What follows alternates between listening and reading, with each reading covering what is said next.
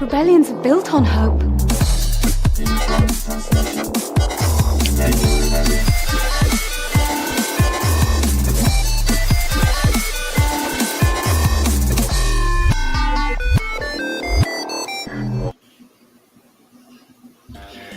And welcome to another episode of Radio Rebellion, a Star Wars podcast. I'm your host, Alberto Calderon, and thank you for joining me today on this Star Wars Saturday. Riding solo today, no OT, but that's okay.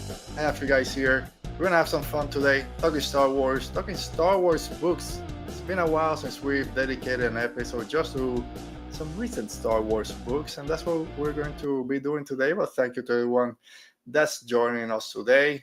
Again, it's Saturday.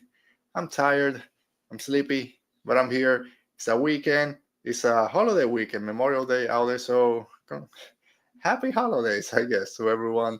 If you're going out to the beach, to the water, just be careful. Everyone that's traveling out there, keep your eyes on the road. Good luck traveling. And if you're listening to this, just to ease your mind as you travel, visiting family, well, thank you for spending some time with us. And let's say hi to our friend Dale Skywalker Academy. How you doing, Dale? Thanks for joining us today. Hello there, as always. Dale, thanks for being here. If this is your first time joining us, thank you. As always, make sure you're subscribed to our channel so you don't miss any new episodes when they drop. Like this video when you get a chance to watch it. And comment down below if you're watching us later on the replay. Any thoughts on the books we're discussing today, Into the Light and the Acolyte Wayseeker, or any topic of Star Wars you want us to cover, just let us know. And if you're listening to the audio podcast, thank you as always. It's always great to get those views and give us your 5-star rating and review or whatever you want out there. Just let us know that you're listening and we'll have fun. That's what we do here in Star Wars Radio Rebellion podcast. There's no such thing as luck. That's what Obi-Wan was told, what he said. Dale, one of the good ones out there. All right, so yeah, I mean, Andor is over. We had a great run. Sad that it's over. We'll probably do a couple of weeks, a month from now or something. We'll do kind of a look back at the whole Andor series, Time to Rogue One, both seasons. We'll have some guests and we'll do a big show about it. But right now, we're gonna talk book reviews. So if you guys are ready, I'm not ready. Let's talk Star Wars and Star Wars book reviews. I don't have a graphic. I don't have a fancy voice saying Star Wars book reviews for now.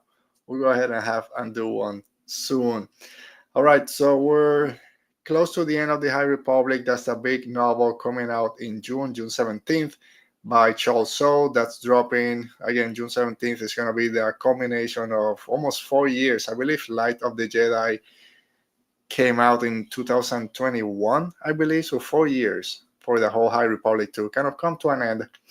We'll do that later next month, but right now we're going to be talking about the 2 books that just came out, I guess the most recent Star Wars novels, and we'll start with Into the Light by the great Claudia Gray. There we go. Spoiler review for Into the Light by Claudia Gray. Again, these are going to be spoiler reviews for the 2 books we're talking about today. You'll see it on the description, on the title of this episode, Into the Light and Acolyte the Wayseeker. So if you haven't read these books, go ahead, read them, then come back. Or if you don't mind spoilers, then stay along. I will have some fun as we talk about them.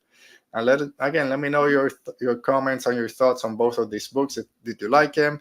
Or they're missing anything? How excited you are for the next Star Wars book. You also have the Darth Vader book by Adam Christopher, Master of Evil, coming out later this year. Another book that ties into the Acolyte with, I think, the Crystal Crown by Tessa Gratton is coming later this year. So yeah, it's a good time for Star Wars book lovers, since might be no new TV shows or movies at this moment, but right now we got a bunch of books. So let's go ahead. Again, Into the Light by Claudia Gray. Claudia Gray, what can I say? One of the most acclaimed Star Wars writers out there, novelist, universally loved by all the fans. She's written some of the best Star Wars books. And last time I did my ranking, her book Into the Dark, which is basically a prequel, but a first in a series with Into the Dark and Into the Light, which is this new one. But Into the Dark it's right now my favorite Star Wars book.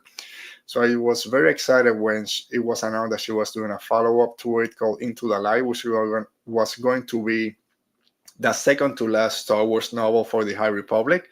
And here we are, the last young adult novel for the High Republic, last book before the finale, Trials of the Jedi by Charles Soule. Where we connects previous High Republic stories. Of course, if you've been reading for all these years, it does connect to a lot of those stories. But it's almost like a direct sequel to Into the Dark. A lot of the same characters that we got introduced in Into the Dark are back. Some of the storylines also continue, which is something that Star Wars has done with the High Republic books, connecting with previous stories. A lot of Tessa Gratton's book connect to the ones she's written before. Justina Ireland, which we'll talk about her in a couple of minutes. But Out of the Shadows was a follow-up to A Test of Courage. And then that one kind of got followed up by other stories out there. So Into the Light is a good follow-up to Into the Dark. So if you don't have to have read all the High Republic novels to enjoy this one. If you at least have read Into the Dark, you have an idea of the characters and what is going out there. So basically, we've seen Reath Silas, his growth from an academic that didn't want to leave Coruscant, just wanted to be in the temple, in the archive, just reading and acquiring knowledge, to now being this trusted Jedi Knight that is given missions out there in the galaxy to find the connections between the Blight and the Nameless and everything that's happening in the Republic with Mkampa Rwoh and the Nihil. He's gone from one edge of the spectrum, I guess, to the other, being out there in the field, doing what he didn't want to do before, but again, just put into practice all his knowledge and everything that he loves, which is studying and then applying that to the field. So it's great to see how he's gone this far, grown this much. Oh, sorry. So what's the story? So we start with a rescue mission. So after a rescue mission, the planet of Inad and its moon, Inad Cohmac, they find the blight in this moon. And the moon is crumbling, it's going to fall down on the planet, basically.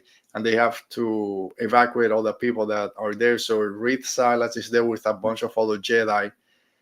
And throughout the story, we find out that Mkampa Rwoh and his now scientist, Dr. Mkampa, they have been putting blight spores in different planets to study how they interact and to try to find a cure for it, a solution, which is what Mkampa Rwoh said he was going to do. I'm your only hope. I'm the one that can control the blight. I can cure it. He doesn't have a cure for it. So they're trying to find a cure, but spreading it throughout the galaxy and all these different planets. And Inad Cohmac is this moon where the last one was kind of spread. So after Reath and all the Jedi come back to Coruscant, they find that the blight has been spotted on Kashyyyk, the Wookiee home planet. Very important planet in the Republic. A lot of great Wookiee Jedi are around at this point. Of course, Chewbacca's home planet. So we don't want anything to happen to Kashyyyk. But at the same time, rumors start spreading that Mkampa Rwoh he's still in the occlusion zone, but not really in now space. Let me say hi. It's our friend Buck, just dropping to say hi. Haven't read this book yet, but much love to you. All much love to you, Buck, and thank you for coming. Yeah, read those books, then come back and let us know what you think about those. But yeah, thank you, Buck. Have a nice day, nice weekend out there. Hope you enjoy the long one. So there's rumors that Mkampa Rwoh is on the Thrasei system. Sure, I'm butchering it, but Thrasei system, which is the system that's known for smugglers, slave trade, bounty hunters, kind of not really what they now do. And it's a little bit away from, still in the occlusion zone, but away from his area that he controls. So the Jedi are kind of thinking, hey, we need to go check what he's doing out there. And if he's really out there, it's not waiting for us, then maybe we have the upper hand. It's all fake. He's not there. This was all a ruse. It was just a wild goose chase to get the Jedi to kind of just try to find him when he's not there. But this really doesn't have any bearings on the story that we're told Into the Light. This might come up in a comic series or something. It really has nothing to do with the story. It just kind of separates the Jedi that are available to go to Kashyyyk, and then the ones that are gonna go search for Mkampa Rwoh. So basically, a group will go to Kashyyyk to try to stop the blight, and if they can't, then evacuate the home planet, study the blight, see if they can find out why it's spreading, and if needed, then evacuate the planet, and then the other group will go to try to find Mkampa Rwoh and see what's happening. But again, that has no bearing on the story, so don't worry about that part. I always love when I'm reading Star Wars books, especially in different time periods. Excuse me. What's the state of the galaxy? What's happening in the galaxy at large, not just a little story that we're being told. So obviously we're at the tail end of the High Republic, so there's a lot going on in the galaxy. But we're at a point in this war that a lot of the planets and cities are starting to lose faith in the Republic, lose faith in Lina Soh, in Chancellor Lina Soh, I should say. A lot of promises with no solution. So they're starting to think maybe, unfortunately, we'll have to go with Mkampa Rwoh, go with the Nihil. Maybe they can protect us. Maybe if we join them, there'll be a cure for the blight. We won't keep getting attacked. So they're getting tired of empty promises, basically.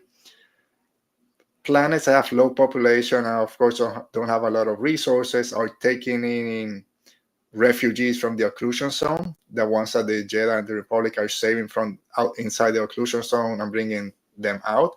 They're being received by these planets that have low population to then increase the population, increase the revenues, and try to have some sort of a life. So we're kind of in a weird state for the Republic and Lina, so where not everyone is behind them. But at the same time, the state of the Nihil is very interesting because it's basically unbeknownst to Mkampa Rwoh. He thinks he's still king of the hill over there. He's starting to also lose his influence. His influence over the Nihil is suffering. Even from the lower level clouds and storms, they're starting to feel like Mkampa Rwoh doesn't really care about the Nihil anymore. He just cares about killing a couple of Jedi here and there, but not what the Nihil were supposed to be free. We kill who we want, we take what we want, and we go on our own way. That's not really happening anymore. Mkampa Rwoh, with his test on the blight, has been spreading it on planets inside the occlusion zone. So then when the Nihil go to raid those planets, there's nothing there because they have to kind of basically get the hell out before they get consumed. So they're starting to kind of not trust Mkampa Rwoh, and that's just on the lower levels. Then on the top levels, you have people like Gira Staros and again Dr. Mkampa, that they know that Mkampa Rwoh doesn't really have a plan for the galaxy, doesn't have a plan for taking over the Republic as a governing system, and doesn't have a plan or a solution for the blight. So they know they kind of, and Mkampa is gone. She's like, I'm here when I'm really not a Nihil anymore, even though it's not official. She's doing stuff just for her own benefit. And Gira Staros is a little bit harder for her to get away from the grasp of Mkampa Rwoh for a couple of reasons. But she knows that his idea of taking over, of governing the Republic and Nihil space is not going to work. There's not a set government, basically. So she's also trying to find a way to get away from what's happening. So we're in that weird space that people inside the Republic are losing faith in Lina Soh and the government, the Republic in itself and the Jedi. And then inside the Nihil are losing not faith, but patience, I guess, with Mkampa Rwoh. So we're in that weird balance that top two powerhouses are losing faith from inside their institutions. And that's really cool to see that happening at the same time. So basically, we have the group that's going to go to Kashyyyk. A lot of our favorites, a lot of mine favorites. So we have Reath Silas, Cohmac Vitus, Aslin Rel, Buriaga, Kelnaka, again tying in with the High Republic, Amadeo Azazo, Des Ryden, the return of Des Ryden. We're going to be talking about him in a little bit. I just love that we got Des Ryden back. I've been missing him since we lost him in Into the Dark to the Barrage Vow, so we're going to be talking about that in a little bit. Avon Staros, which is a great scientist, she's back. Nan, this Nihil spy.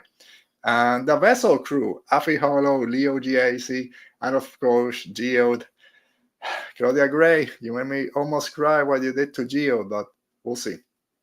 So we have that group going to Kashyyyk, while at the same time we have Mkampa also going to Kashyyyk and the Drengir. So those three groups are heading to Kashyyyk at the same time. So when I say that this book is basically a follow-up to Into the Dark, so we have Reath, Cohmac, Desraiden, Avon. I don't think Avon was there, but Nan and the crew of the vessel, all those, and the Drengir, all were introduced in Into the Dark, and now we're following their stories, and there's some connections between Into the Dark and now Into the Light. Oh, sorry, needed some water there. All right, so let's talk about Desraiden, the return of Desraiden. He's back from the Barrage Vow. One of my favorite parts of why I say that Into the Dark was my favorite, or is my favorite Star Wars book at the moment, is the way that Claudia Gray described what it meant to either follow the Jedi Order or follow the Living Force and the Cosmic Force. What it meant to have a connection with your masters and your Padawans, and how you can lose one and mourn them, or not really mourn them because that's connection or attachment. How that worked. We got the description of the Wayseeker Jedi, which blew my mind, and how, again, just choosing the path and the way of the Living Force and not following what the Jedi Order say. If they are not in unison, you always go with what the Force says and not the Jedi, which is a way to kind of balance that, or the Jedi kind of falling behind. I won't say falling behind the times, but what it ends up with once we're to the prequel trilogy, right? So anyway, I love the introduction of the Wayseeker Jedi and the way Claudia Gray talks about the Force and how Jedi connect to it. And now here, she spends a lot of time talking about the Barrage Vow. I know she didn't invent the Barrage Vow, or I'll be honest, I can't remember what came first, if her mention of the Barrage Vow in Into the Dark, or in the Charles Soule comic book, when there's this Jedi, I forget his name, that's also taking the Barrage Vow that Vader confronts, which was a great comic run. But anyway, here at the end of Into the Dark, Desraiden has been infected by the Drengir. He's being taken over by the dark side. He's only after he comes back, Reath Silas helps to bring him back. He needs to go and take the Barrage Vow, which basically is disconnect yourself from the Jedi Order, disconnect yourself from being a Jedi, and then connect directly to the Force as a person. And that's what Desraiden did for all this time that he's been out, that we haven't seen him in any stories. So the vow allowed him to escape the grip that the darkness had over him at the end of Into the Dark from the Amaxine station. So again, it's great to see, and it connects a little bit to The Last Jedi when Luke says, if the Jedi are gone, that doesn't mean that if you think that if the Jedi are gone, then the light is gone, that's vanity. Again, that's hubris. That's not what happens, because the Jedi don't have control over the light. We're just part of it. So here he has a great description when he says that it is, I wrote it down. That some Jedi, it was impossible. The Barrage Vow had allowed Des to understand that it was impossible for anyone to wield the Force without running the risk of confusing the wisdom of the Force for their own. And I think this was a great way from Claudia Gray to put into the mind of the reader that the Jedi are fallible, that they make mistakes, they might confuse what the Force is telling them, without going the extra step as some other people have done that I don't appreciate too much, when it's just blaming the Jedi for everything, saying that Jedi are the villains or the Jedi were wrong. It's putting the mind of the reader that sometimes when you have all this connection to the Force, you run the risk of confusing the will of the Force with your own will, or the wisdom of the Force with your own wisdom, and then that leads to hubris, and then that leads to thinking if the Jedi are gone, then the light is gone, which of course is not going to happen. So I love the way that she talks about how the Barrage Vow allowed Desraiden to understand this. it also, and like I said, it was just giving yourself entirely as a person to the Force and not as a Jedi, so you can really understand what the Force means out there. And there was a great discussion. The main thing in the High Republic, not the main thing, but one of them is the Nameless and how they separate the Jedi from their connection to the Force and taking that away from them and leaving them basically empty. That might be one of the worst things that can happen to a Jedi. Des Raiden haven't been consumed by the dark at one point. I've seen Aslin Rel, which is this fallen Jedi, also consumed by the darkness because of the Nameless. He believes that falling to the dark side is worse than losing your connection to the Force, because the only way, once you fall to the dark side, the only way to keep that connection was to basically feel miserable your whole life. Every moment of every day, the only way to feel alive was to be consumed by uh, giving into your pain, your resentment, your fear, and your hate, and all that was worse than losing your connection to the Force. I don't know where I fall in terms of what's worse. None of them feels like a good choice. But it's great to have that conversation out there. When we talk about Star Wars, when we talk about the Force, it's not just the light side and the dark side. Yeah, that's the sort of that, not that the easy way to look at it, but there's different things inside those that then makes you question which side is best or worse and how you can stay on one path. So again, yeah, love the return of Des Raiden, love the way that Claudia Gray talks about the Barrage Vow, how it makes you see the Force and your connection to the Force a different way. And then again, figuring out if losing your connection to the Force as a Jedi is worse than falling to the dark side. And the only way to kind of make it through the day is to give in to your hate, your anger, your fear. What's worse? I'm not sure. I don't want to find out if I was a Jedi. All right, so again, Dr. Mkampa has been experimenting with the blight, trying to figure out how to control it and how to eradicate it. Has been experimenting with the Drengir and found a Sith holocron. And this is dropped on our lab, I think, on chapter 2. It's like, yeah, she has a Sith holocron. Let's go deal with that. Which now, like, okay, here are the Sith. Connects to Into the Dark when there were those Sith statues holding back the Drengirs. A little that comes back a little bit. But again, I love how Claudia Gray kind of drops these little nuggets here of light side, dark side, and how she works those around it.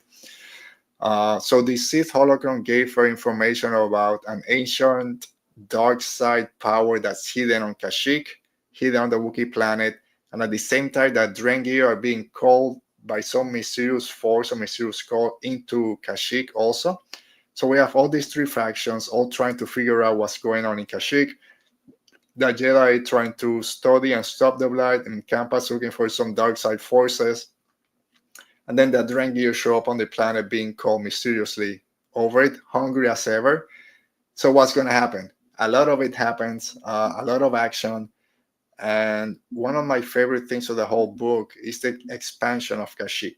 For myself, at least, I know about Kashyyyk. Of course, that's where Chewbacca comes from. We saw it in Revenge of the Sith. And it's been a couple of books here or there. If you've played I can't believe I forgot the name. The Force Unleashed book. There's Force Unleashed game. Of course, read the novels. It's a big important things that happens on Kashyyyk. We've gone to it in the Clone Wars, but at least for myself, I hadn't read a book that took a lot of the story in Kashyyyk. Basically, the half of this book, if not more, is on Kashyyyk. Once they go to Kashyyyk, the whole story is there. So the expansion and the world building for that planet was an unexpected surprise and a big aspect of this book, and one of the best aspects also. We know that Wookiees have a strong connection to the planet, to the fauna, to the Force, and they have a great bond with their families. And I learned that since their lifespan is so long, the ones that are selected to be Jedi, they were not entirely cut off from their families or going back to Kashyyyk. They knew who their parents were. They would come back because of that long lifespan. I think they were like 30 years old before like Wookiee children can be 30 years old. Plus, since they have that connection to their planet, to the trees, and to the family, it wasn't the best to just rip them from it. So yeah, they'll become Jedi, but they still could come back, visit their family, visit their tribe, and have a relationship with them without forming those attachments. Is this something that other people could do? I don't know. That's a discussion for another time and for people that don't like the Jedi too much. If you save one Wookiee, you have the gratitude of all Wookiees forever. I want that. I mean, I don't want to see a Wookiee in pain or needing saving, but if I got the gratitude of all Wookiees for all time, I'll take it. So I think Reath had saved, they thought he saved some a young Wookiee about 2 years ago, and now the whole tribe basically brings him in. It's not part of the family, but they have his gratitude, or he has their gratitude. There's, apart from the Wookiees, there is killer plants that can follow you. There's vines that follow you, latch onto you, drain your nutrients. There are venomous golden millipedes, flame beetles, giant spiders. Like Kashyyyk is Australia basically, or Florida if you live on this coast.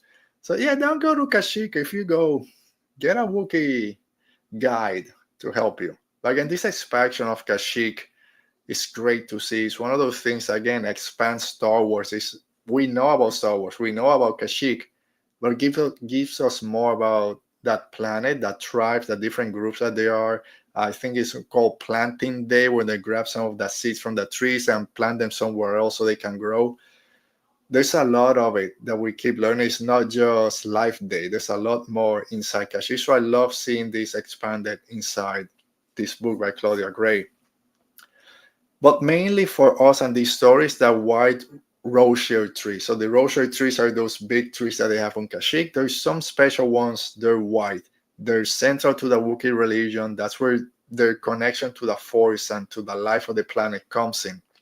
So for the story, there's not a lot of them left. There's this mangrove little island in the middle of a river or a little stream, part of the core of the great forest, and that's where the Wookiees feel closest to the living Force.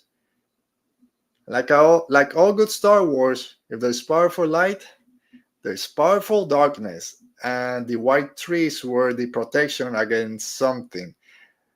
A cavern under the trees, which of course is what Mkampa was trying to figure out what it was. What the Sith hologram had told her was there's this thorn seed, and we're going to go about it in a minute. There's this thorn seed on Kashyyyk, which is this dark side influence something that's there. She doesn't know where it is, and that's where she needs the Jedi and the Drengir to kind of help.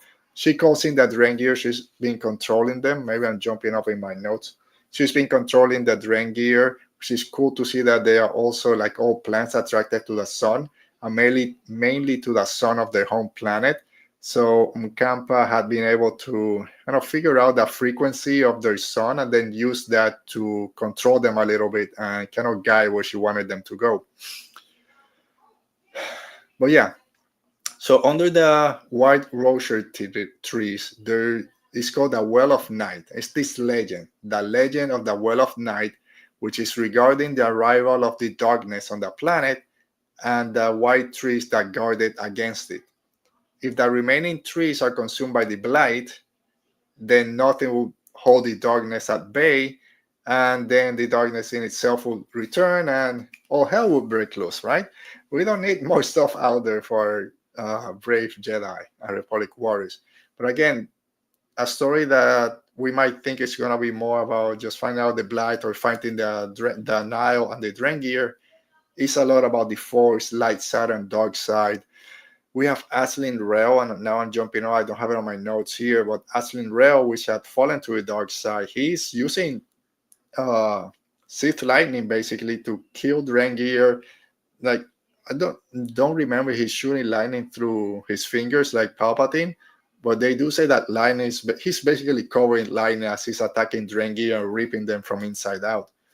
But at the same time, when he was a Padawan, he had been brought to Kashyyyk by Arkov, who was his Jedi Master, and being back on the planet brought back those memories of him as a child and the fun that he had there. He was slowly being pulled to the light.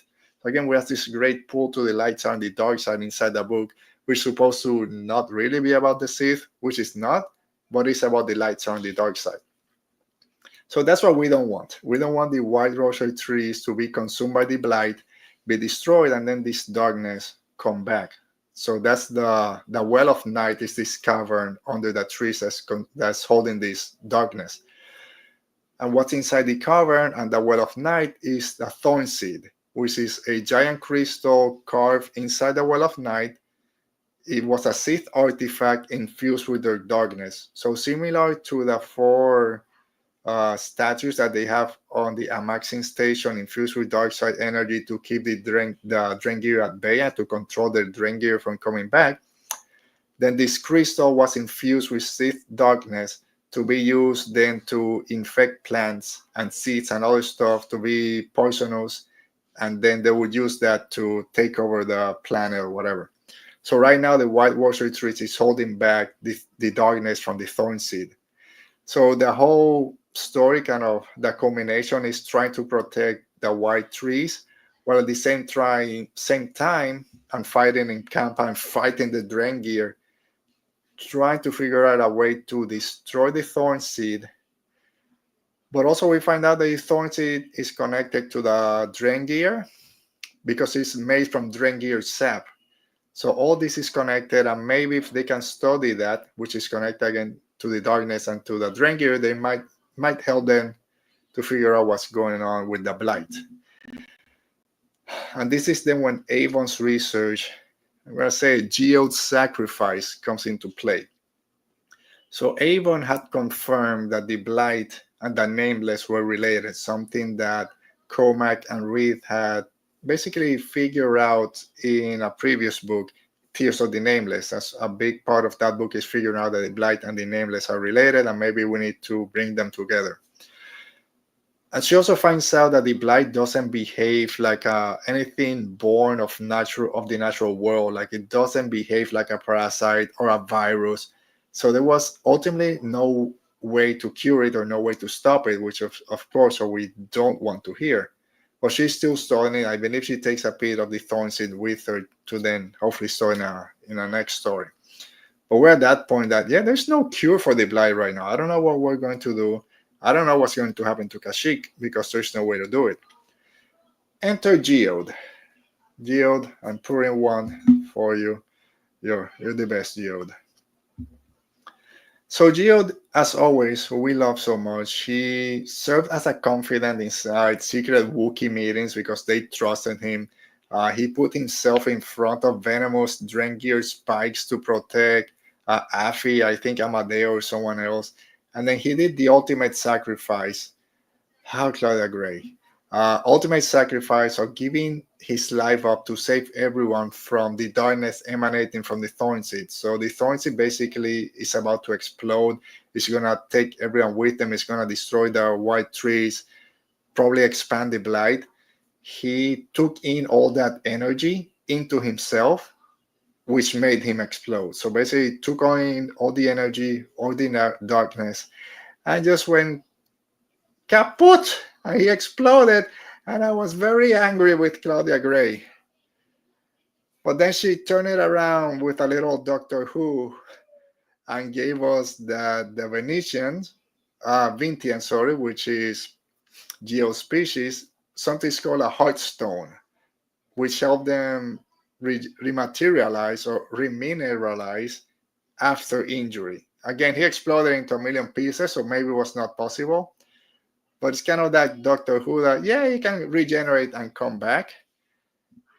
And by the end, there's a little, I guess, like Groot when he dies, and then this baby Groot. We found a little speck because they kept the little heartstone, and it's growing a little bit. So looks like he'll be back. I don't think we'll see him again, especially now that the High Republic is about to end. But it gives us that little bit of hope that he's not really gone. Yes, Alan, Geode, our navigator forever. Dale, you're right, the dark side is a pathway to many abilities some consider to be unnatural. Again, I've always said, and I'll say it again, I think Claudia Gray, at least for my taste in Star Wars and what I look to take from it, which is, again, I love Andor, everything to do with the rebellion. But for me, it's the light side, the dark side, Jedi Sith, the Force, the living for the cosmic force, and mysticism is my favorite thing in Star Wars. If they ever want to do another show, I know we got the Acolyte, and that touches a lot into what's going on with the Sith or with the dark side and the Jedi at that point. But if they want to do a show or a movie focus on the Force itself and the different meanings behind it, how it can be used by different factions, and get Claudia Gray to write a treatment or be a consultant or something. I think she has such a grasp on that part of Star Wars and just storytelling in general, all the themes in Star Wars. Sometimes I read books that even if I love, I'm like, okay, when does this chapter end? Because I need a break. It's either too dense or maybe the story's not hitting here or there. I just flow just reading this book. It's not gonna be my favorite Star Wars book, but just sitting down and reading, you don't want to stop because the story is engrossing. The way everything connects to Star Wars themes flows perfectly. Which again, Claudia Gray, even if her stories are not people's favorite, the way she writes, like anyone can grab a book and just read it. You don't need to kind of, oh, I don't know what's going on. So, all right. So after Geo takes in the energy from the thorn seed and it explodes, then free from protecting from the darkness, protecting against the thorn seed, that the white tree's third power in the force is fully revealed. There's a explosion of light basically that emanates from the trees, eradicates the blight on Kashyyyk, but unfortunately this cure, quote unquote, can't be replicated. You can't take the trees somewhere else and replicate that explosion of light because it came after not having to use half of its power to hold back the darkness, and it was after, I believe it was Kelnaka and Buriaga commune with the trees, tell them what was going on for them to have this explosion of light to eradicate the blight from Kashyyyk. So again, this is not a cure that can be applied to everywhere else. So still we have this issue that there's no cure for the blight. And also this explosion of light hit the Drengir, the great progenitor, which is the main Drengir, was also there. And it made them realize how much more there is. So this dark side foliage, as it said, understood that change that united all life as sacred, and it turned the Drengir basically to light side beings. They connected to the soil and became they rooted into the floor, the ground, into the soil. They blossomed flowers and became creatures of light. So basically the Drengir issue is resolved, which is the only issue right now that's been resolved. But I think it was a great way to give the Drengir a cool send-off, connecting them to the thorn seed, saying that the thorn seed was made from Drengir sap, learning more of why they were connected to the sunlight from their son, and then giving them a good send-off. We're not killing them all, we're just giving them more understanding of what life means and making them part of Kashyyyk. Great send-off for them. All right, so overall, Mkampa is defeated. Nan basically wants to kill her for everything that she's done to her and to the people that she loved, but doesn't. Drengir are not a menace anymore, and Kashyyyk is safe. So great story, great action, great interpretation of the Force, the Barrage Vow, what it means to be not just a good Jedi, but a good person connecting to the Force. Dark side weirdness with the Thorn Seed and the Well of Night, and great Force interpretation with the White Warrior 3 Enemies in Order. So my only concern now going into Trials of the Jedi, which again I've been fortunate enough to receive an advanced copy. Again, thank you to Random House Worlds for it. I'm almost halfway through it, so I won't go into it. But finishing reading Into the Dark, my biggest concern is that we're nowhere closer to solving the main problems with our Markian Rwoh, defeating defeating Markian Rwoh, defeating the Now, defeating the Nameless, and finding out a solution to the blight. So those basically have been going on since the start of Phase 3. We are one book away from finishing the High Republic, and we're nowhere closer to figuring that out. So it's like it's putting a lot of pressure in Trials of the Jedi to give us a good, satisfying conclusion to 4 years of storytelling, plus those 4 big menaces out there for the Jedi and the Republic. My hope was that at least 1 or 2 of those who have been kind of dealt with by now, so we can really focus on one story going into Trials of the Jedi. But no. So we'll see. Again, this book comes out in about a month from now or 3 weeks from now, June 17th. I trust Charles Soule. He did a great job with Light of the Jedi, starting off the High Republic, and now he's the one that's gonna have to bring it all home. So I trust what he's gonna give us. Just a little bit concerned that we're at that point, one final book, and then a lot of stories to kind of cover. So we'll see. I think I gave this book 4 out of 5 probe droids. So I should show this one. 4 out of 5 probe droids. So I really, really enjoyed it, especially everything had to do with the Barrage Valve, the Thorn Seed, and the light and dark side connection of it. Whew. All right, so let me see some comments before we jump to the next one. So Dale is adding, the Jedi Origins Dawn of the Jedi will be a great place to put Joy's microbiotic deep dive and all that stuff. Yeah, I mean, Dawn of the Jedi movie, you can do anything that you want. You can connect whatever or create whatever you want, and bring in the Force from its inception, from this microbiotic deep dive that George wanted to do maybe in his sequel trilogy, give more information about midi-chlorians and all that. It's a perfect way to introduce it. Alan is adding High Republic Visions limited series on the Vessel crew. Dude, give me Visions on the High Republic. Yeah, come on, give me the Vessel crew. They're great. We got some of it with them here. They didn't have a lot. They're pretty good when they show up. And Alan is finishing up by saying, I picked Reath on my pre-order bonus from Charles Soule before Trials of the Jedi. Can't believe that it's going to end so soon in a few weeks. Yeah, that's cool, man. What Charles Soule is doing, those little signature and little sentences that he's going to be sending out. When you get yours, Alan, I would love to see it. I'm sure you'll post it, so we'll get to see it. And everyone else is out there. All right, so if you've read Into the Light and you're ready for Trials of the Jedi, just let me know down in the comments and we'll come and check those out.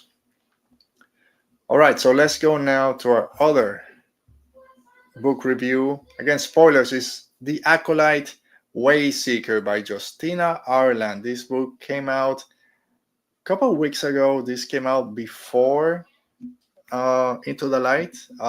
It came out in a weird spot because it has characters from the High Republic, but the story is after the High Republic. High Republic hasn't ended. Are there spoilers? Are there not? There was a big couple of days online of people thinking, oh, I'm not going to read this book right now because there's going to be spoilers. I don't want to know this. I don't want to know that. I think people made a bigger deal than it really was. I think there's one character that we didn't know the faith of that now we do. I'm going to mention that character in a minute as I'm doing my review.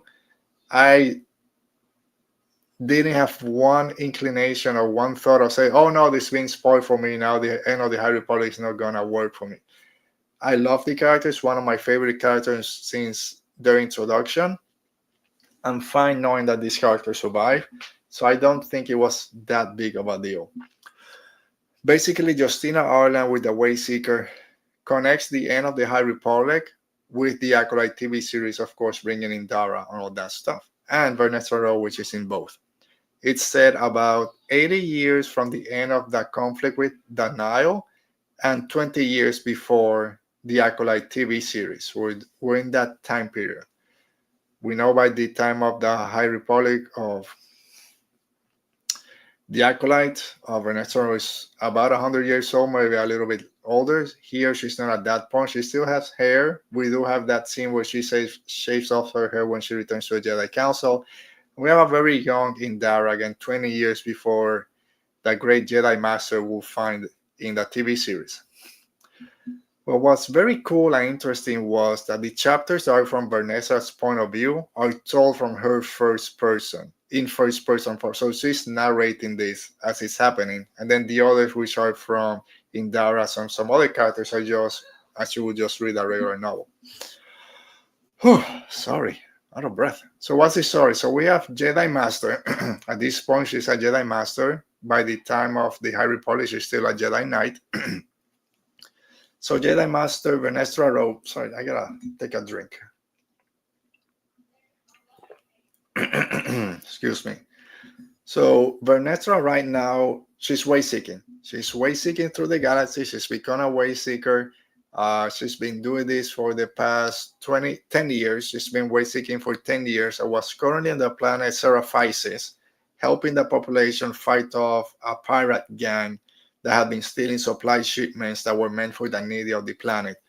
She finds out, of course, in the council that they have over there, there's some corruption. One of the heads has been telling the gang where the shipments are coming so they can do whatever they do over there, as corrupt people always do. She figures this out and, of course, has to put a stop to it. In the meantime, Indara is, at this point, an archivist on the Jedi Temple. She's there where Reath would love to be. So she's been there for the past year, 2 years. And she's sent by the Jedi Council to find Vernestra, bring her back to Coruscant because they want her to... There's a problem with something that connects to the High Republic. So to phase 1 of the High Republic, so there's that cool connection. I should say as we go along, before I start, this is the type of book that I want to get once the High Republic is over. Telling stories inside that time period that are not directly related to the main now conflict. There'll still be some connections. We get some of the characters that we know, but it's a different story. This is what I hope they keep doing. Even if the High Republic storyline, that main saga, is over, we can still get these type of stories inside the High Republic era. So I hope we keep getting more of this. So what's this problem that connects to phase 1 of the High Republic is these nullifiers, which are items that can deactivate and render lightsabers useless. So they can turn off the lightsabers, and they were being created, possibly sold in the black market, and if the technology got out to the criminals, then no one would fear the Jedi and chaos would go rampant in the galaxy. We've seen nullifiers before.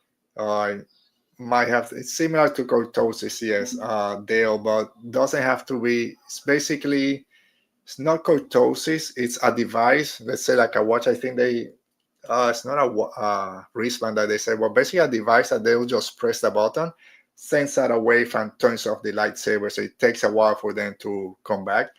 So it's a little worse than cortosis. At least with cortosis, you gotta hit it a couple of times before it shuts off. They'll just turn it off and then blast you with a bunch of blasters. So this technology, I think I have it later. I'll talk about it later when we've seen it before. So basically, they call Vernestra. They send Indara to get Vernestra, bring her back, tell her about the nullifiers that are out there in the galaxy, and they need to go out and find who's producing them, who's creating them, and put a stop to it. With Justina Ireland, her books are great in characters and their relationship. Sometimes, so let's talk about that. And it's Vernestra and Indara had a very tense relationship to start. Vernestra feels that the council set Indara to basically be a babysitter that was sent to keep tabs on her because she's been Wayseeking for 10 years. And she didn't see Indara as I don't want to say a real Jedi, but that she didn't know the actual state of the galaxy or the real world. Like Vernestra just came from fighting in a war since she was 16 to now 80, 90 years old, almost 100 if we're 80 years from it. So she's been out there in conflict and seen how the Jedi have dealt with stuff out there. Now that the galaxy is a little bit more under control and the Jedi are now out there as warriors, she doesn't think that Indara knows the real world. So treats her kind of like indifferent. And then for Indara, she didn't like the way that Vernestra treated her, the looks that she gave her. She wanted to prove the Jedi Master wrong. Indara, we found out later that her relationship with her previous master wasn't the best. He was always kind of doubting her decision making, but a little bit more on that later on. So behind all this production of the nullifiers is this person, which is the main villain, called Nilson Sumac, which is this entitled son of a monarch who uses all his fortune and his influence to start his own weapon dealings black market empire. So he had hired this scientist called Florinda Jacquard, and she was creating the energy source for the nullifiers. She was mass producing them in hopes of selling them to the highest bidder, and then of course that's where the black market weapons and all that comes from. So it's almost like a detective story in that Vernestra and Indara are trying to find the different people on the different levels that connect to the nullifiers. They're trying to find the Senator Garn that's connected to Nilsson, but they need to figure out who's developing the power source for the nullifier. So that's when the scientist running the Jacquard comes in. So everyone's trying to find her. She went, Florinda Jacquard kind of went to hide. They tried to kill her, wanting to come back. So she went to hide. So now it's this cat and mouse game trying to who can find her first. So it's basically Vernestra and Indara embark on a planet hopping adventure, as I like to say, in search of Florinda, in search of the nullifiers, in search of the Senator Garn, who's connected to Nilsson, because the Senator had called the Jedi Council and said, hey, I have information, but you need to bring me in and give me protection because they're looking for me. So all that is going on. So let's talk about Vernestra a little bit. Like I said, I think where this book shines is in characters themselves. It's a cool story. It's not the biggest, even though the nullifiers pose a big threat to the Jedi, it's not really going to happen. So there's not a lot of big threats out there, but it's a very cool story. It's mostly what the characters are going through, especially Vernestra and Indara, who are our main characters. We have some cool supporting characters and some known characters, some known faces that come back. But Vernestra, we've seen her journey. I'm so glad that Justina has been able to write this character from beginning now to where we see her right before the Acolyte TV series. So we've seen her journey as the youngest Jedi Knight ever to now this full-fledged Jedi Master that's become a Wayseeker, is standing up against the Jedi High Council, against orders from the High Council, focusing her drive on what she believes was the purpose of being a Jedi, but still knowing she didn't leave the Jedi Order. She would never leave the Jedi Order, even if she had issues with the Council itself and the way the Jedi Order was behaving. She thought the best way to fix it and to deal with it was to stay behind those walls and find a way to work around it and do what was best for the Order, the Republic, and everyone else. So I love that this character that has its issue with the Jedi, but is still willing to stay and find a way forward. So for Vernestra, Jedi should be out there in the galaxy, helping people, taking action, not locked behind temple walls. So the temple doors focusing on diplomacy and studies. We find out that the Jedi Order had begun to focus more on the planets closer to the core, to members of the Republic. They were leaving the outposts and the temples on the outer rim behind, closing them. Then if you've read The Living Force by John Jackson Miller, my favorite book of last year, that's basically the main point of the book, is that the Jedi, and what Qui-Gon tells them is, you're too focused on the future and on prophecies and all that you've forgotten what Jedi are supposed to do, that it's helping the people of the galaxy. That's what we're supposed to be doing. And they've been closing all these temples and Jedi posts out there. And that's what prompts the book and the story. Here's kind of like the beginning of it. Vernestra seeing that this is happening, and she believes that the Jedi are going the wrong way, staying too close in and not helping people out there. So she starts to notice also that the Republic is starting to interfere more in Jedi business. This troubles her. destroy Vernestra. It's part of what made her become a Wayseeker. And that decision, it says, it was cemented a decade earlier after failing a former Padawan, which I wonder if that's that stranger that then we meet in the Acolyte, that she failed that Padawan. He becomes a stranger, and of course, unfortunately, we haven't gotten that story because no second season. I'm sorry. Hopefully, we get to see that story later on. So those different ideas, or those different, not ideas, those different issues, that's not the word I want, but those different things are the one that push her to be a Wayseeker. I love that Vernestra keeps holograms of Stellan Geos to help steady herself when she feels that she's lost her way. She needs Stellan to still guide her. So at least we got a little bit more Stellan out there. She also have holograms of Imri Kantaros, of Avon Staros, Keith Trenny. So all those Jedi, she still keeps those holograms when she needs someone to talk to her and pump her back up when she's feeling down. She can go back to those. A lot of hyperspace visions is learn not to control them, but learn how to interpret them a little bit better. And that's how there's a lot of scenes of her talking to Stellan Geos through those hyperspace visions. Those were very cool to go through. For Indara, like I mentioned before, her previous master didn't give her enough praise and was quick to criticize and undermine. So now every time that Vernestra told her that she did a good job, she thought it was coming out of pity and that she needed to keep proving herself. She didn't take that compliment. It was very difficult for her to feel that adulation. I thought everything was out of pity. So like I said, when we meet her, she's been secluded in the Jedi archives, and that was the result of something that's called the Farlingian collapse. And that happened on the mines of this planet called Sesuena, which is where Indara and four other Jedi were stationed, helping protect some miners from what was going on that planet. They were complaining about working conditions, and then that cave basically caved in on them. She got pinned under some falling rock. She was the only one to survive. The other three Jedi died.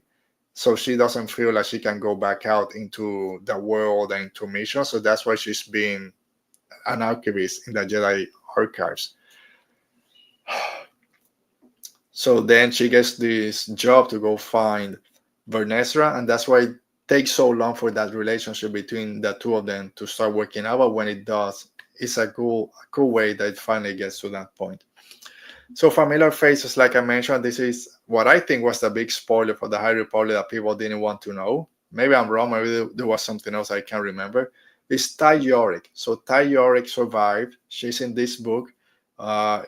She's in this hover chair helping them out. So I think that was the big spoiler because we know she's in the cover for Trials of the Jedi. So maybe that's what people didn't want to know, that she had made it out alive. I love that she made it out alive because I love Ty Yorick. We'll see what happens in that book. But she's there. She's in 5, 6, 7 chapters maybe. She does help. She has her own. She did walk away from the Jedi at this point. I mean, she had walked away already. By the time of the High Republic, we know that she walked away from the Jedi, even though she still helps out. But her and so Vernestra and Ty Yorick had a fallout decades earlier because Ty Yorick believed that the Republic and the Order were drifting further into becoming the same thing. Or so I should say, the Republic and the Order, yeah, they were starting to become the same thing. She said, this is not the way that things should go. That the only way to be autonomous and still do good was to be out on your own without the oversight of the Jedi Order. And for Vernestra, this was something that she couldn't believe at that point. But unfortunately now it's something that she leaned closer to believing. So, but they have a very, even more tense relationship that Vernestra and Indara had. Ty Yorick and Vernestra have a very tense relationship. A lot of lost trust in one another, mainly from Ty, because she had told her the Republic and the Jedi are getting too close together, and that's not the way it should be.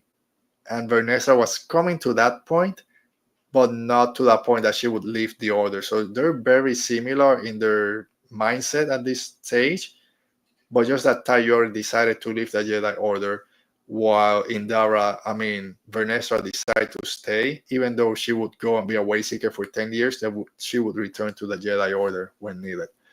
Another one from the High Republic that comes back, and I think we've seen her in comics that are not part of the High Republic. So I don't think this was a spoiler. Is Deva Lompop, the great bounty hunter out there, also has some relationship with Avon Staros, of course, and with Vernestra. I think she was only there for 2 chapters or parts of 2 chapters. She doesn't have a big role to play. Just seemed like they needed a bounty hunter, and then just put Deva Lompop in there. Could have been anyone, but sorry, I never took this cortosis out of there. But yeah, so I'm glad that she's there because she's always a cool character, but they didn't add a lot to the story. Just someone that Vernestra needed to go to get some information. But all right. So connecting to canon and expanding on canon, Vernestra and the Senate, like I said, she has that mindset that the Republic and the Senate were starting to get too close together. So as we inch closer to the events of the prequel trilogy, we're starting to see the cracks in the Jedi as the Republic becomes more involved in quote-unquote Jedi business. So Vernestra sees this, or she saw that the more the Jedi work in service of the Senate, the more trouble they would be in, that they should distance themselves away from the Senate, from politics, and from the Republic in general, instead of being their own separate thing. Very similar to what Tayore had been telling her before, but she didn't believe. But then by the end of this book, she believed that being on the inside was her best shot at keeping tabs at both institutions. And Vernestra would be this link between the Senate and the Jedi Order. And we see this in the Acolyte, right? In the TV series, we see her working with the Senate. We see her in the meetings. So that was a very cool connection, because one of my main complaints about Vernestra in the Acolyte is that she didn't feel like the character we've known from the books. And here in Wayseeker, we see that transition from the character we knew before to the one we'll see in the Acolyte, why she's working inside the Jedi Order, being this go-between between the Order and the Republic and the Senate, why she has so much, I don't say disdain, but didn't get along with the other Jedi. We start to see, I didn't feel that before. Now with this book, we have that connection between, so it makes more sense when you go back and watch the Acolyte. So the nullifier, there's mention that it was created by Clarin Chekat, who's Nilsson Sumac's grandmother.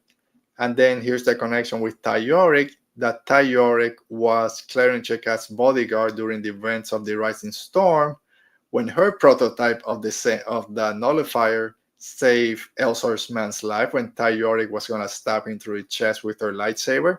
Only got him with the 3 spikes, but the lightsaber turned off at the exact moment because the big box that she had for the nullifier was activated. So that's all the way from the Rising Storm that was introduced, that object could nullify the effects of the lightsaber, all the way to now we see it in action. It's a great way to connect everything from phase 1 now to this story. We learn about the Jedi Annexation Act, which is what the Senate wanted to do to claim ownership over the Jedi by declaring them an official branch of the Republic. This is something that Senator Gorn was advocating for. And I think this is something we might get in more stories if we keep getting novels or books tying between this time period and the prequel trilogy. I think this Jedi annexation is going to come into play. Then Avon Staros, who has been with us also from phase 1 of the High Republic, she's not here because at this point she's passed, she's dead.